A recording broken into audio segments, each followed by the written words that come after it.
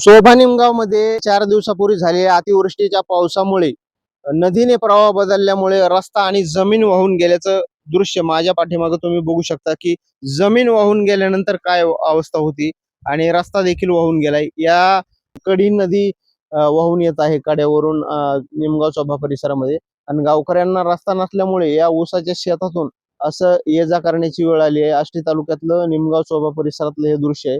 याच भाई शेतकऱ्याचं मोठ्या प्रमाणात नुकसान झालेले. कडी नदी आणि शिरीहून येणारी जी नदी ती या मार्गाने यांनी प्रभाव बदलला आणि पूर्णपणे असं नुकसान झालं. आपण बघू शकता की रस्ता पूर्णपणे उखडून गेलाय.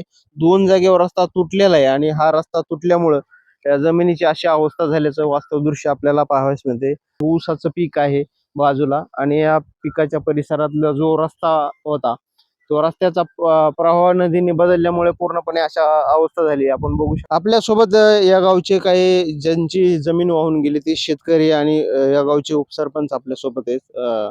काय सांगाल कशा पद्धतीने ही पाऊस होता आणि काय काय नुकसान झालं? पार वरती घरी आमचं 800 मीटरवर त्या घरात पाणी गेलं होतं पार.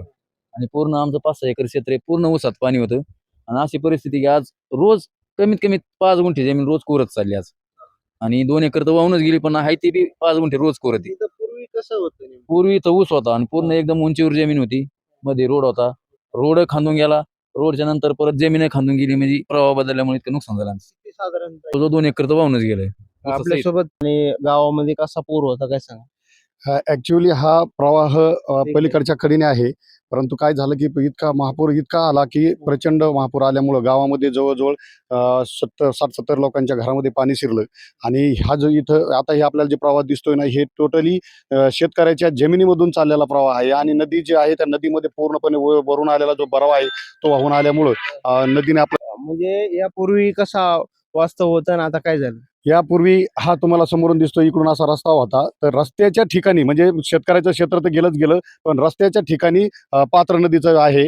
आणि पलीकडून बी जमीन शेतकऱ्याची राहिली, इकडून बी शेतकऱ्याची जमीन राहिली. आणि प्रवाहामध्ये पूर्ण भराव आल्यामुळं तो भराव आता करणं इतकं सोपं नाहीये. तरी आम्हाला असं म्हणजे आम्ही हे कल्पना या तालुक्याचे जे आमदार आहेत सुरेश अण्णा धस यांच्याकडे जाऊन आम्ही त्यांना कल्पना दिली, तरी जयदत्त भाऊ बी स्वतः येऊन या सगळ्या गोष्टींची पाहणी केली त्यांनी.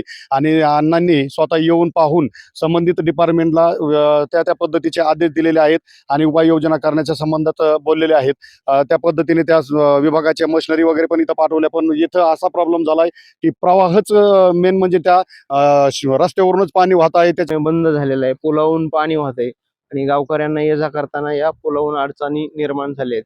अविशांत कुमकर, आज मराठी न्यूज, आष्टी.